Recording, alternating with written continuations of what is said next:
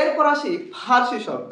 তো যে আরবি শব্দগুলোর আসলে একটা অন্য একটা রূপ আমরা দেখতে পাই। যেমন আমরা নামাজকে আরবিতে কি বলি? সালাত। যদি সালাতের বাদে যদি নামাজ থাকে তখন সেটা হবে কি? ফার্সি। অর্থাৎ আরবির পরিবর্তে যেসব শব্দগুলো আসলে ব্যবহার করা হয়। তুমি দেখো আমরা আল্লাহ, আল্লাহ কিন্তু আরবি শব্দ। আল্লাহর পরিবর্তে কি ব্যবহার করা হয়েছে? খোদা।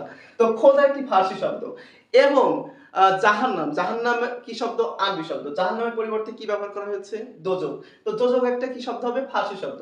তারপর নামাজ, সালাতের পরিবর্তে কিন্তু নামাজ ব্যবহার করা হয়েছে। তো নামাজ একটি কি? ফার্সি শব্দ। তারপর সাওম, সাওম মানে কি? রোজা। তো সাওমের পরিবর্তে রোজা শব্দটি ব্যবহার করা হয়েছে। তো রোজা একটি ফার্সি শব্দ। অর্থাৎ আরবির পরিবর্তে যেসব শব্দগুলো বসে সেগুলো মূলত আসলে কি? ফার্সি শব্দ। তো এই গেল ধর্ম সংক্রান্ত শব্দ এবং বাদবাকি শব্দগুলো কিন্তু আমরা বাদবাকি যে ফার্সি শব্দগুলো আছে সেটা কিন্তু আমরা একটা টেকনিকে কিন্তু মনে রাখতে পারি।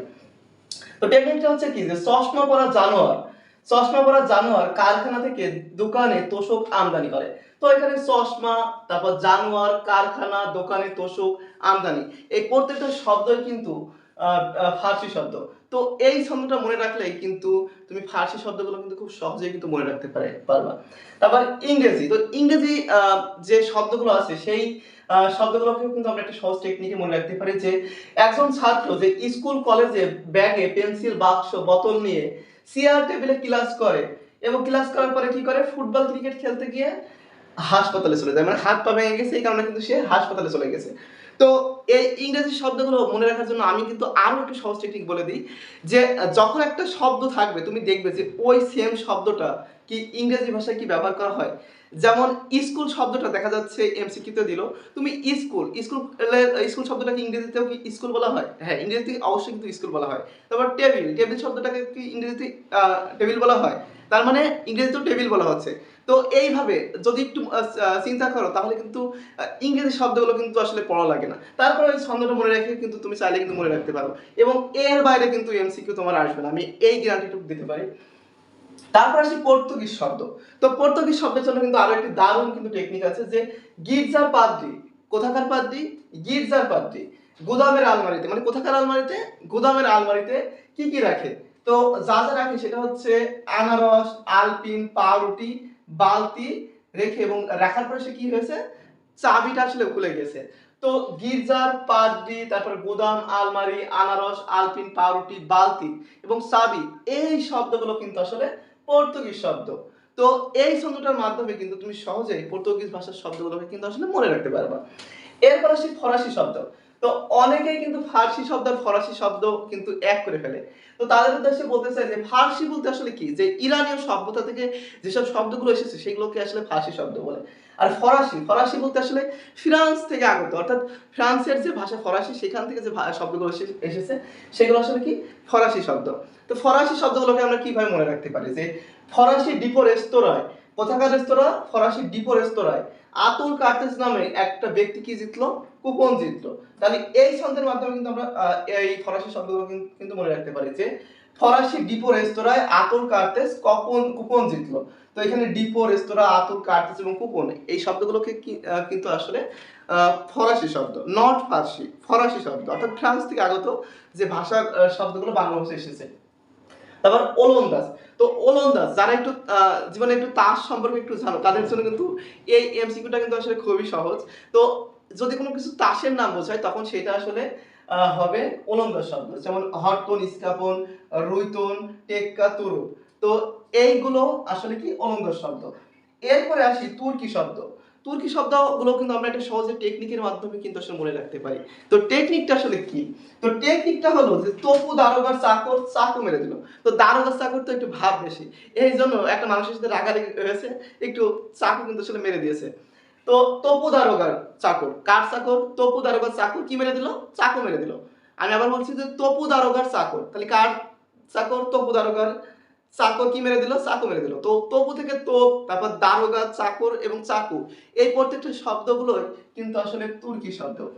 এরপরে আসলে হিন্দি শব্দ। তো তিস্তানে কিন্তু আমাদের একটা ঝামেলা কিন্তু ভারতের সাথে লেগে থাকে।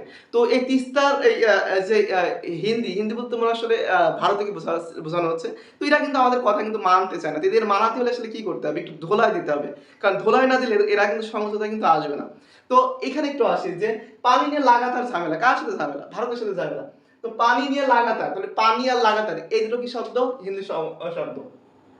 ঝামেলা, তারপরে ধুলায় সমঝোতা, তার মানে এখানে ধুলায় সমঝোতা, এই দুটো কি শব্দ হবে?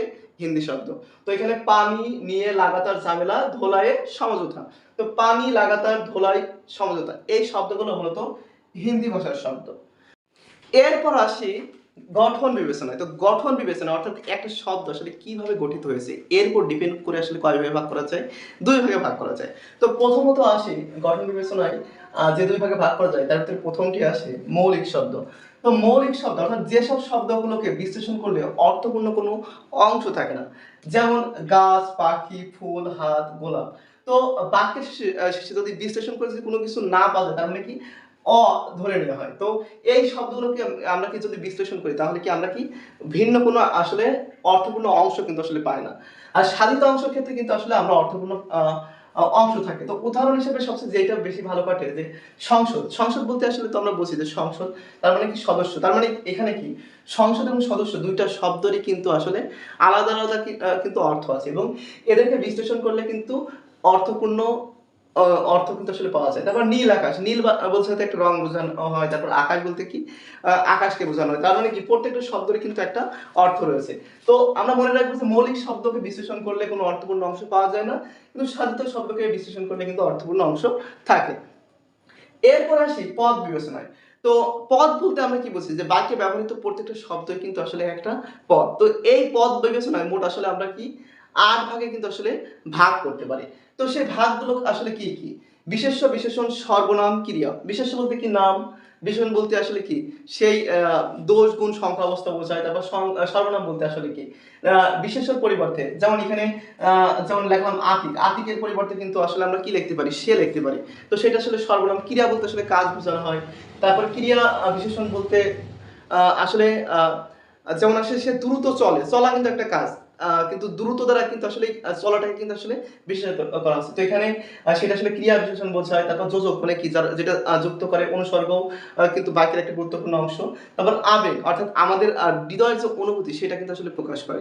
তো প্রিয় শিক্ষার্থী বন্ধুরা ক্লাসটা কিন্তু আশা করি দেখে কিন্তু অবশ্যই উপকৃত হবে এবং আমি যা পড়িয়েছি কিন্তু এর ভিতর থেকে ইনশাআল্লাহ কিন্তু এমসিকিউ তেও কিন্তু একটা টিক আসলেও কিন্তু সেটা কিন্তু তোমরা পাবা। তো আজকের মতো ক্লাস শেষ করছি। তো সবাই ভালো থেকো। আল্লাহ হাফেজ।